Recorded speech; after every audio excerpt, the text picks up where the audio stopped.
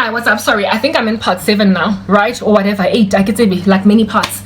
We shall continue. Last time I was telling you about what God was showing me about this funny dream, where this girl had put like a whole bunch of witchcraft on me to forget about Jesus, walk away from the king, etc., and do things that even prior to coming to Christ, I was not about that business. All right, so I was heavily pregnant, and as soon as I cried out to Jesus, I found myself in the backseat of this chick's black. It was her Mercedes in waking life was black. It was a black Mercedes. Mara, in this dream, it was a deep black, like an unimaginable black, like goodness, it exceeded whatever black you can find in waking life. Like I said, these dreams, they exaggerate everything. God, but the Mercedes was also very shiny in a way that her waking life Mercedes wasn't shiny. So it's like there was a glorification of evil in that dream, where it was made to look better than normal, but it was still dark. Like, anyway, this Mercedes of hers, I'm in the back seat of it all of a sudden, and then this chick looks back. So like, she's driving, right? She's driving, and then as soon as I appear in the car in the back seat, she's like, "Hi, Karavo," with this like grimacing smile. Okay, so I've got 10% battery. I gotta go and fetch my charger. We'll be back. Hey, I'm charging the phone, so the angle has changed a little bit now. I hope not to jump around too much, because then you're gonna see stuff down below. Yeah, okay. Should I close the door, or should I leave it open? The light. Anyway, where can I move this thing so I can have like better lighting? Okay, fine. Yeah, no. So this chickie, where I felt like a guy before I went charging my phone. Now I've lost my bearings. God, please remind me. Yeah, no. This chickie went from, okay, I don't want to turn back because then you're going to see my Izzy and what have you. But like, she was facing the back, and then she was like to the front with this grimacing, menacing smile. And some, "Hi, Karavo." She dared even greet me with a smile. Anyway, when I saw her, I was like, let's say her name was Garara. I was like, Garara. That's what I said. Like, I was like, Garara. Like, I just called her name, and I was like shocked. Oh, and another thing that happened in the dream, as soon as I like cried to the Lord, I not only appeared in the car, then she looked back and was like, "Hi, Garava," with that smile. And I was like, Garara. My stomach was flat again. I had no belly, no stomach.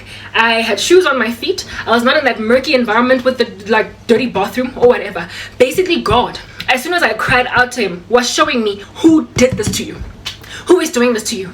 Garara, your colleague, wants you to not only abandon me, forsake me, but also become a worse version of yourself than you ever were prior to coming to me. To make out of you a harlot that is going to go and sleep with many men in one night and fall pregnant by twins even, or have babies by different men even across multiple years or whatever, just to never have joy in marriage. And on top of that, I was like, why at school? Why was the bathroom mixed with this one and also my apartment? And the Lord was like, because this chick has come against everything. She wants to take away your pizzazz, that thing, that it girl thing that you got going. She wants to take it away. So she's targeted your degree. She has targeted your career and everything that you use your money to purchase, like an apartment, like your lifestyle. She went to a sangoma and was like, destroy this girl. And I was like, we went from being friendly, we were actually friends and colleagues at the same time. We went from being abangani, me and Garara. Can you see ceiling? As if there's like a glare over there at the top that's kind of disturbing, making you guys feel like, oh, go to anyway, Garara, she was both a colleague and a friend. So she was not just a regular colleague in Jeffela that I pass. She was such a friend actually that I would attend things like a baby shower. Her husband, when there was one time her husband threw for her a surprise birthday party, and he invited me. I was one of the people on his list of her friends that somehow he got a contact, like he was able to fish out all of our numbers, and I was among the women that he fished out. And the reason why this was even the case was because I was at her wedding. I was invited to her wedding. Like, I went to her wedding. I was there at such events as her surprise birthday party. I was there at her baby shower at her house, not the one that they do for colleagues at work. You know, I was in her inner circle, endlini. I was outside of the office type friends with her. It was not just a collegial thing that we had going down. So missing Rangani, basically, you know, bomba giyo my life thing. One tumpangi meeting that I don't understand. And after that, I told you we were bombas, even in the office, at home, at play, at school, at work. Zonke bonke bomba. Bomba giyo mo to one ignore jano. here it is that this chick, after I get that dream, like it was over a weekend that I got this nightmare. Went to work on Monday, be thinking, it was before I understood what my dreams meant. You know what, yeah, it's just a dream. Poor Ponje Pela, this thing's just a dream. So I mean, you ain't gonna go give a person attitude because of a dream. So I went to the office on some, hey girl, normal carabo, and she was like, hi. So much attitude, and it just went downhill from there, like exponential decline from there. She went from hey girl to ignoring me completely, like as in foo. First off, one time I went to the office, like I arrived officing like and she was exiting to go. We used to work for MTN, so MTN, if you have known how the business premises operate, like it's opposite another MTN building called Constantia, right? And then there's the main 14th Avenue head office. I was going to the head office, arriving, it was like 9 in the morning, and she was going out to what I imagined to be a meeting across the street, across the highway to Constantia, right? So she was carrying her laptop. It's like she was leaving the office, but it was too early in the morning for her to actually be leaving. So I imagined she was going to Constantia for a meeting or something of that nature, a client or something.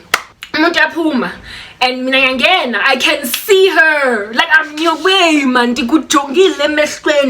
I'm on to you. A friend. Even isn't this weird, guys? Like, you walk into the office, she's coming out, and the Shabane like locking eyes, dead. See, and she just like walked right by me. I was staring her in the face the whole time. You know when you wait to greet a person on some, okay, I don't want to scream and be a typical black person. I'm like, hi girl, from a distance. So I'm gonna wait since we're at the office, and then greet her when I'm in a close enough distance. So I was looking at her with a smile all along as I'm like approaching her, and she was looking dead ahead, pretending I'm not there. I was the only person in that environment. It's not like a whole crowd was coming into the office. It was just me, maybe one or two other people. You would look at them.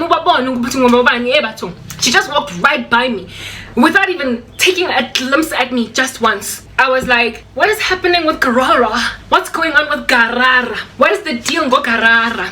And then I got more nightmares about Garara, and eventually God was like, my child, can you be more naive? That was just the one time. There was a day when I walked into the coffee shop and Garara was sitting at a table with some other colleagues. She looked back, saw me, and just turned her head. She acted like I had killed her baby. She acted like I had stolen her husband, acted like I had sabotaged her project. I'm like, Garara, she was so mean that I eventually accepted it. I cried though. I was in pain, but I accepted. I was like, I guess you win some, you lose some. You can't keep them all. You can't love them all. You can't successfully keep abangani for the rest of your life. These things is until the Lord showed me, hey, but naive daughter, I showed you she's busy with sorcery, and the reason why she can't even look at you is because she's uncomfortable with what she's done to your life. She's uncomfortable, and so she can't even look at you. To her, it's like she would much rather act a fool in your presence than continue to pretend and smile with you, because it's not something that she regularly does. She was so envious of you that she did something that was completely out of what she's used to. It was enough desperation in her for her to go and consult Isangoma, so she doesn't know how to act. Lomuntu Lona was the one that introduced me to church activity. I was looking for a church because I was curious about the things of Christ just when I was getting newly saved, and she's the one who picked me up with her husband every Sunday for the first month or two. That's where we went, and she accompanied me there. No, sorry, she and her husband picked me up, even though I had my own car and everything. They were trying to motivate me to keep going to Jesus. Do you know what I mean? Like if I was lazy, they were like, well, pick you up then. If I could not do it, they were like, well, we'll put you on a wheelchair and we'll drive you there. I was like, look at you being evangelist type setup thing. So she was very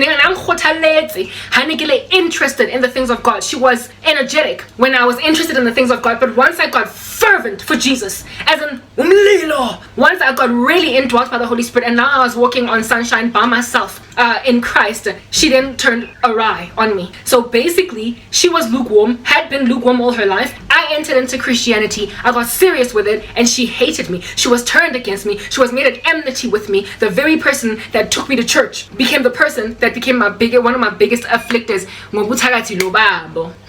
You guys, that's just one. I mean, I could tell you 10,000 more stories about Labantu, but that's just the one friend. That is just the one member of my inner circle that I kept seeing in this negative capacity. Oh, about Karara, I told you guys that they're beautiful in dreams. In this dream, she's got really bad head. Maybe like it's changed now. Bad skin. I always used to think, well, a dermatologist, okay? Anyway, whatever. She was looking so beautiful in this dream in a way that was like literally unfathomable. You couldn't even calculate it.